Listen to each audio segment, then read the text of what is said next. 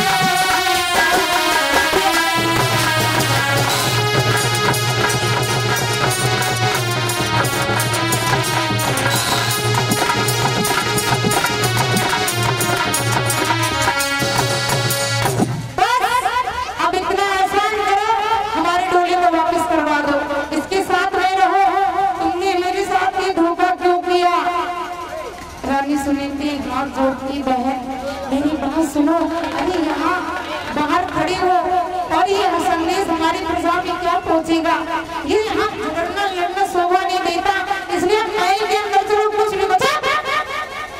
तुझे भी बोलने का अधिकार किसने दिया?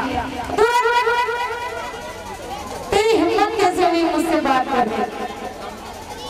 अब महाराज वो रानी थी, रानी से दासी भी नहीं बची, क्योंकि कहा जाता है ना कि समय इंसान को राजा बना देता है और समय ही राजा से भिखारी बना देता है। समझा करके कहा कि मेरी एक शर्त अगर मंजूर हो तो मैं थोड़ा संक्षेप में लेकर के चलोगे, समय कम है कथा लंबी है। समझा करके कहा अगर मेरी एक शर्त मंजूर हो तो मैं इस महल के अंदर जा सकती हूँ। जवाब दिया कौन सी? तो बोली सुनो।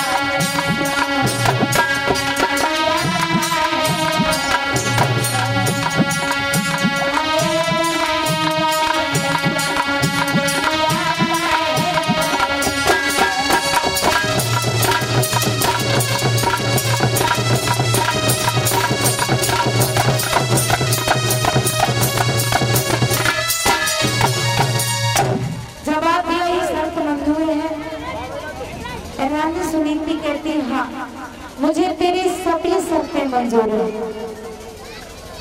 आज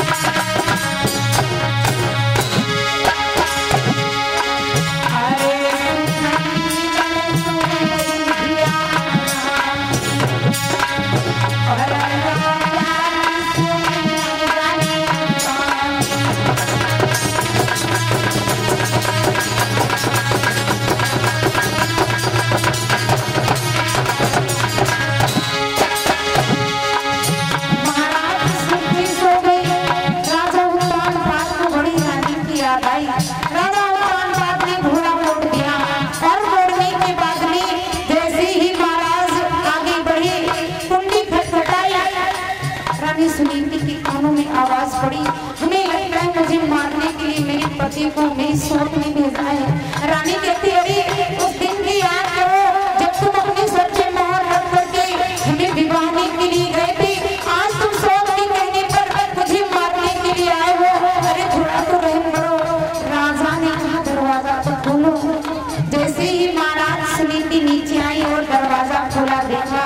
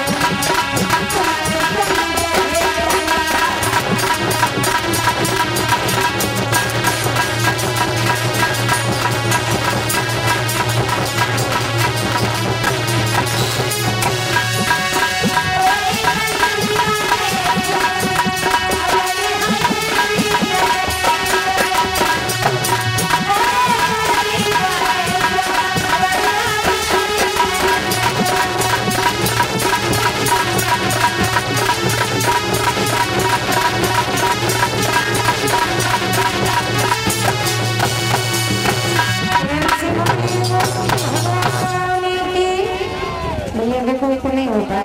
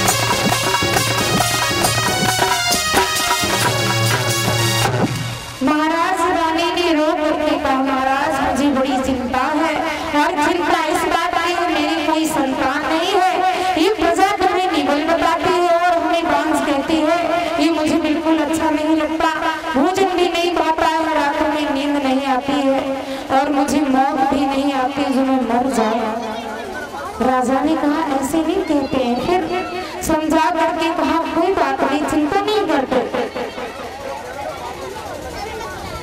अरे संतान नहीं है तो क्या है, आगे चल करके हो जाएगी। रानी ने कहा महाराज तुम नहीं जानते हो। और रानी ने रो करके कहा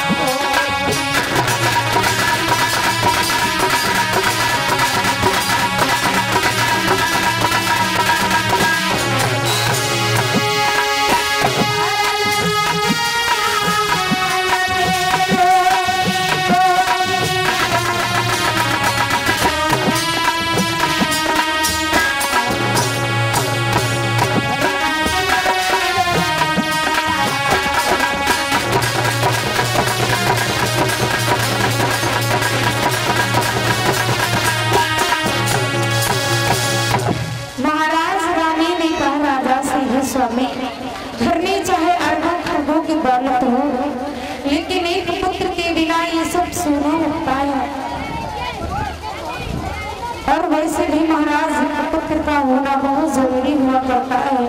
कोई संतान नहीं हमारे में घुट घुट के जीती हुई। राजा बहुत समझाते हैं लेकिन रानी के साथ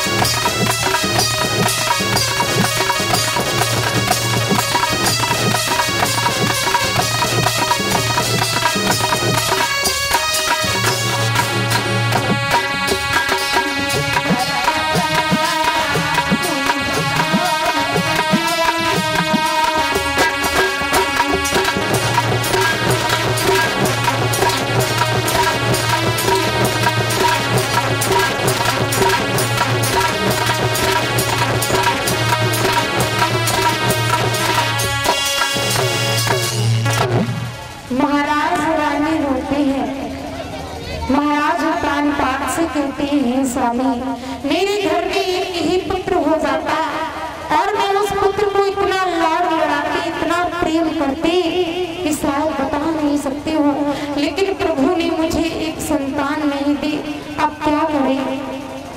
राजा ने कहा तो रोने की क्या बात है, अरे पुत्र देना देकर छीन लेना ये प्रभु की ही माया हुआ करती है। शायद हम और तुमने कुछ पूर्व जन्म में ऐसे कर्म कर दिए हो जिससे हमें और तुम्हें संतान की प्राप्ति नहीं हुई है। रोते नहीं है लोगों ने, तुम महाराज रानी सुनीति कहती है तुम्हें नहीं मालूम है, अरे ये घर मुझे शमशान के समान लगता है, ये घर मुझे खाने की ओर दौड़ता है, मुझे यहाँ अच्छा नहीं लगता है। राजा ने कहा तुम समझा करके कहा बस बात एक ही है, ये घर बिना पुत्र के सोना है और वो भूली है।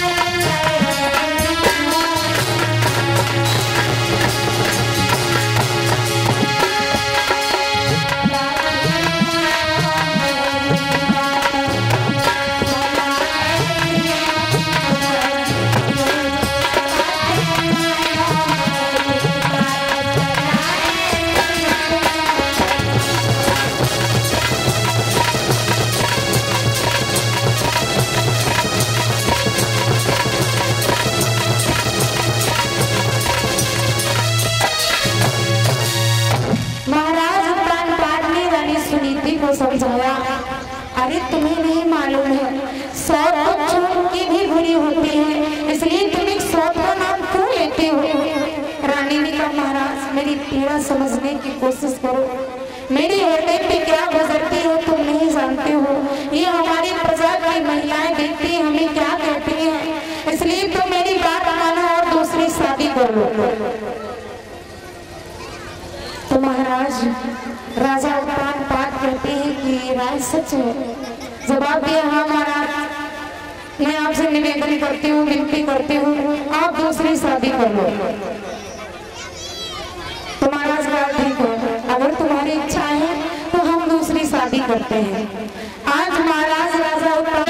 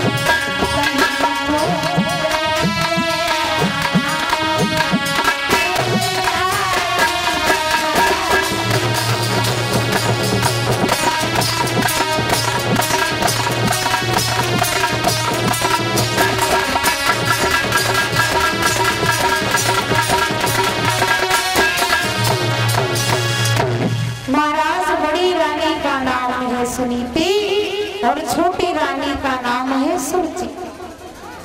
सुरुचि यानी जो स्वयं रुचि के अनुसार कार्य करती है उसका नाम है सुरुचि, और जो सुंदर नीति पर चलने वाली है उनका नाम है सुनीति। जैसे ही महाराज डोला दरवाजे पर आया, रानी को पता चला हमारे पति दूसरी शादी करके आ गए हैं। दासी को भेजा और महाराज थोड़ा समय देखा तो एक पात्र में जल लेकर के खुद रानी पहुंच गई। जैसे ही महाराज दासी ने कहा कि आपकी बड़ी बहन ने आपको याद किया है और आप बहन के अंदर चलो। सुरुचि पूछने लगी बड़ी बहन मेरी कौन है? जवाब दिया अरे आप जानते नहीं हो, आपकी बड़ी बहन है। अच्छा इसका मतलब इस आंगन में मेरी सौत है। समझा करके कहा इसमें कोई शक है क्या? आप जो समझ रही हो, जो सोच रही बिल्कुल सच है। उसी समय महाराज सुरुचि ने राजा उत्तान को बुलाया और बुलाने के बाद ने कहा इधर आओ, इधर आओ। जब तुम्हारी एक शादी हो गई तो हमारे साथ में तुमने क्यों शादी करी? क्योंकि महाराज आजकल की शादी और पहले की शादी में बहुत बड़ा अंतर था। अब आजकल की शादी होती है, परीक्षित महाराज एक महीना पहले ही लड़का ब्यूटी पार्लर की तरफ दौड़ता है, लड़की भी एक महीना पहले।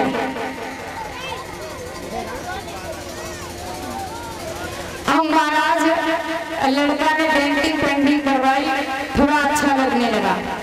अब लड़की ने भी महाराज बड़ा अच्छी तरीके से अपनी तैयारी की।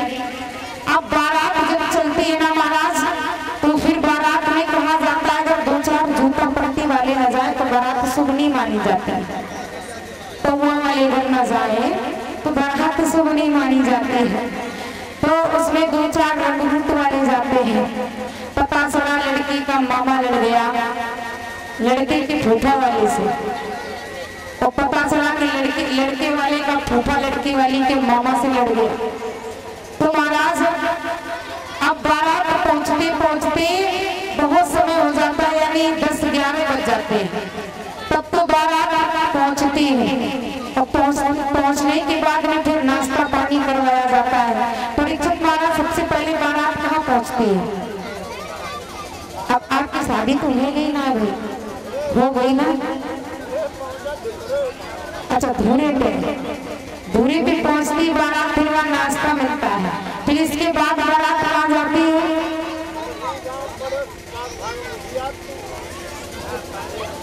जनवासा हुआ, दरवाजा हुआ, है ना?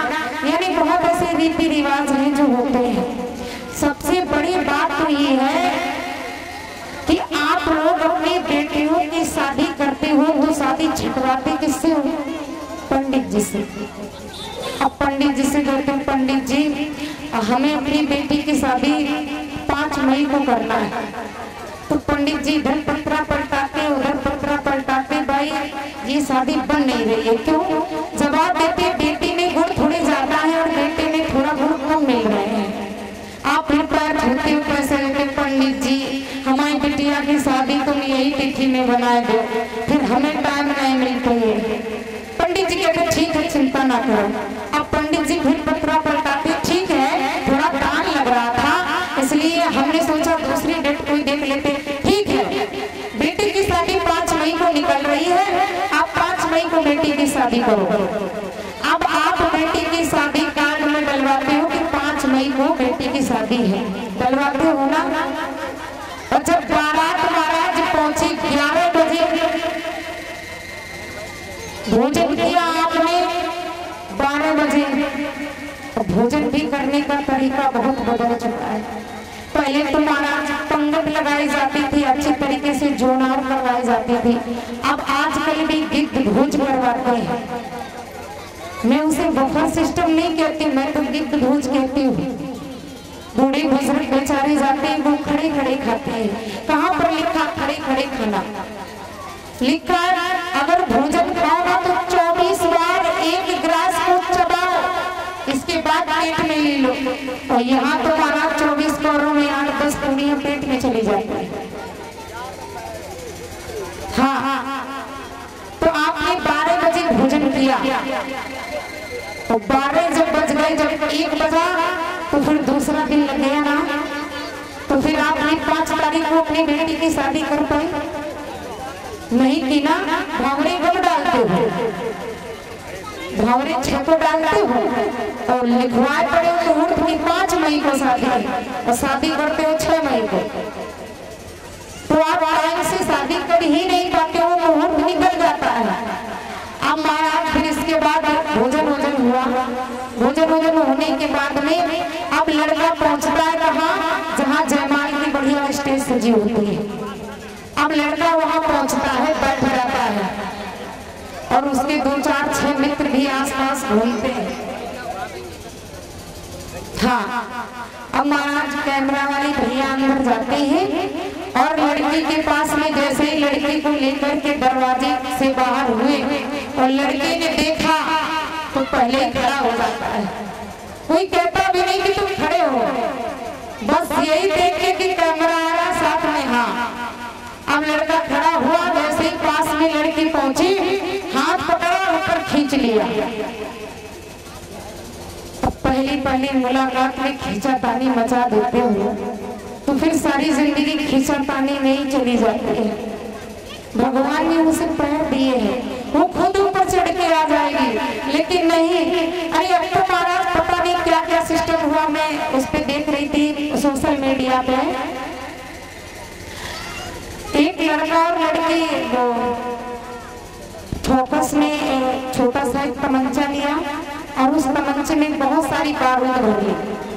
अब वो बारूद एक दोनों इधर उधर खड़े होकर के ऐसे